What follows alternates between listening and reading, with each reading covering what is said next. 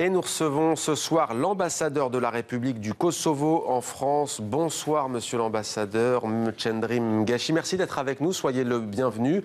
Le Kosovo, je le disais, vient de fêter les 10 ans de sa proclamation d'indépendance. Vous rentrez tout juste de Pristina. Sous quel signe étaient placées ces célébrations au juste ? Merci, c'est un plaisir d'être ici avec vous. Nous fêtons le 10e anniversaire de l'indépendance d'un pays qui est libre, a fait beaucoup de progrès et a une jeunesse dynamique et européenne. Le Kosovo, malgré les difficultés de la région, a su créer un État laïque, avec une société multiethnique et moderne, avec bien sûr une vocation européenne. Alors, on va regarder une carte. Tout le monde ne connaît pas forcément cette jeune nation, le Kosovo, pays des Balkans, région donc du sud-est de l'Europe. Langue officielle albanais et serbe, 1 800 000 habitants, dont 120 000 Serbes.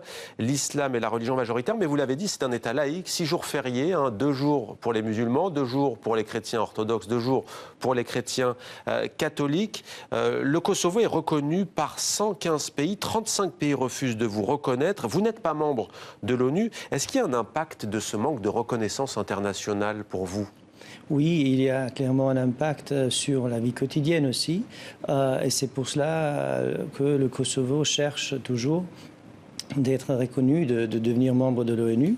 Mais nous sommes fiers déjà de progrès qu'on a fait pendant 10 ans. C'était pas une erreur de proclamer de manière unilatérale l'indépendance du Kosovo, selon vous? Est-ce que c'était pas précipité? L'indépendance du Kosovo a été une déclaration la plus multilatérale possible.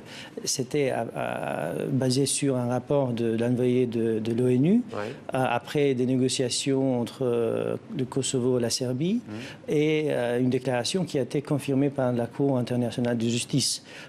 Donc non, le peuple a décidé d'être libre et c'est une conséquence logique après les années 90. Une souveraineté toujours rejetée par la minorité serbe du Kosovo et par Belgrade, près de 20 ans après un conflit qui, on le rappelle, a fait 13 000 morts, en grande majorité kosovars albanais. Que faut-il pour qu'une paix pleine et entière s'installe dans la région et voie le jour entre le Kosovo et la Serbie? D'abord, il faut souligner que la minorité serbe, la communauté serbe, parce que notre constitution ne parle pas sur les minorités, mais sur les communautés, participe à la vie publique. Il y a des ministres, vice-premiers ministres, membres de parlement. Vous-même, vous parlez serbe couramment? Oui, et je suis très fier de ça. Il y a une position des communautés ethniques au Kosovo qui est garantie par la Constitution, une affirmation. Sur les relations avec la Serbie, il y a un processus à Bruxelles de dialogue entre le Kosovo et la Serbie. Et l'avenir, c'est clair, c'est une normalisation complète des relations entre nos deux pays.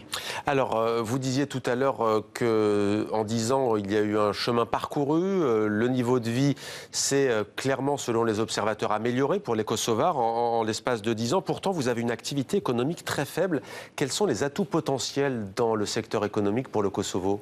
J'ai mentionné la jeunesse, donc c'est le secteur de services. Les jeunes parlent plusieurs langues, ils sont bien éduqués. C'est le tourisme, le secteur de l'industrie aussi. Donc il y a un vrai potentiel d'investir au Kosovo et j'invite les francophones, mais aussi les autres, qui n'ont pas encore découvert le Kosovo, d'y aller. Il y a même des vols directs entre Paris et Pristina. La jeunesse a un potentiel, pourtant de nombreux jeunes partent tenter leur chance à l'étranger, souvent illégalement. C'est une émigration qui est une véritable lame de fond. Est-ce qu'elle est dommageable pour le Kosovo, en sachant que la plupart ne veulent plus rentrer définitivement au Kosovo? Absolument, c'est vrai, mais ce n'est pas un problème seulement pour le Kosovo. C'est un problème pour la région et même pour quelques pays de l'Union européenne, comme vous le savez. Et la solution ne peut pas être trouvée seulement au Kosovo. Mais il y a aussi beaucoup de gens qui ont retourné au Kosovo, surtout après la guerre, pour reconstruire leur vie et construire l'État. Mais oui, ça c'est un problème pour l'Europe de l'Est en général. Qu'est-ce qu'ils fuient, ces jeunes, au juste? Le chômage? Le Kosovo a un âge moyen de la population du Kosovo, un âge moyen de 27 ans.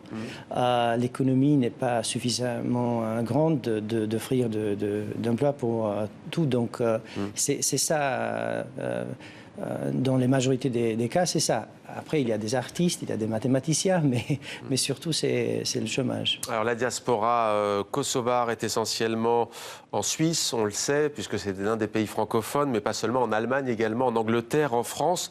Il y a des clichés et des réalités qui collent à la peau du Kosovo, des accusations en tout cas, mafia, trafic d'organes, ça c'est quelque chose qui revient souvent et qui hante toujours votre pays. Il y a des rapports très sérieux qui incriminent, y compris le président actuel Hakim Tachi, lors de la fin de la guerre du Kosovo. Des prisonniers de l'UÇK, qui défendaient à l'époque les Kosovars, auraient prélevé des organes sur des prisonniers ou sur des personnes accusées d'avoir collaboré avec la Serbie. Que répondez-vous à ces accusations aujourd'hui et comment faire pour régler ce dossier ? C'est sur des accusations qui ne sont pas fondées, mais c'est la justice qui va trouver le fond. Les accusations ne peuvent pas changer l'histoire et la vérité de souffrance du peuple kosovar et le droit d'être indépendant et libre.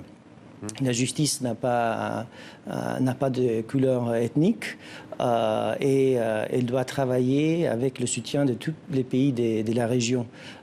Il y a des clichés sur le Kosovo, sur mon pays, et ça a aussi un impact sur l'avenir du Kosovo en Europe, mais ce sont des clichés qui ne sont pas fondés. Il y a un pays dans les Balkans où le Premier ministre a été assassiné pendant le 21e siècle. Ce n'est pas le Kosovo, mais personne ne le dit pas, de le dire ça. Donc, le problème est qu'il y a beaucoup de gens qui ne connaissent pas la région. C'est beaucoup plus facile de dire des choses. Il y a des éléments très étayés sur le trafic d'organes. Il y a un député suisse qui s'appelle Dick Marty qui, 1 an et demi devant le Conseil de l'Europe, a présenté des preuves.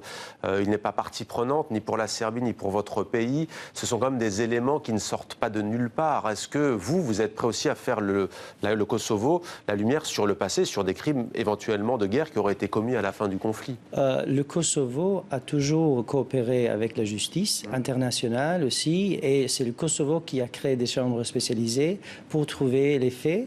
Mais je dois dire aussi que la majorité des personnes condamnées sur les crimes de Kosovo sont des Albanais, ce qui est frappant parce que, comme vous le savez, la majorité des victimes ne sont pas des Albanais. Mais je dis ça pas pour défendre quelqu'un, mais parce que, comme j'ai dit, la justice va être impartiale. Mais la réalité est que le Kosovo a dû faire face à beaucoup de pression, ce qui ne va pas aider l'Europe. Alors, le Kosovo est membre observateur de l'Organisation internationale de la francophonie depuis 2014. Est-ce qu'on parle le français au Kosovo ? Oui, il y a des gens comme moi qui ont appris le français après l'âge de 18 ans. Il y a beaucoup de jeunes qui apprennent à l'école. Pourquoi vous l'avez appris après l'âge de 18 ans ? C'est une langue qui vous paraissait importante ? Oui, évidemment. Moi, j'ai fait mes études en albanais, en anglais, mais j'ai décidé que je ne pouvais pas continuer ma vie scientifique. Je suis mathématicien par formation, sans apprendre le français. Mais il y a aussi une histoire, une présence de la langue francophone à l'université, dans l'élite politique aussi. Et il y a des valeurs qui sont associées avec la francophonie. Donc le Kosovo est prêt. Les valeurs de la paix, les valeurs de communication, les valeurs de la démocratie. Un levier diplomatique aussi pour vous, la francophonie ? C'est très important aussi. Pour les petits pays, ce sont les organisations internationales qui servent pour créer des liens directs avec les autres pays. Et pour nous, notre adhésion à l'OIF, c'est très important. Merci beaucoup, monsieur l'ambassadeur. Merci, Cendrim Gashi, d'avoir été avec nous, ambassadeur de la République du Kosovo en France. Je vous remercie aussi.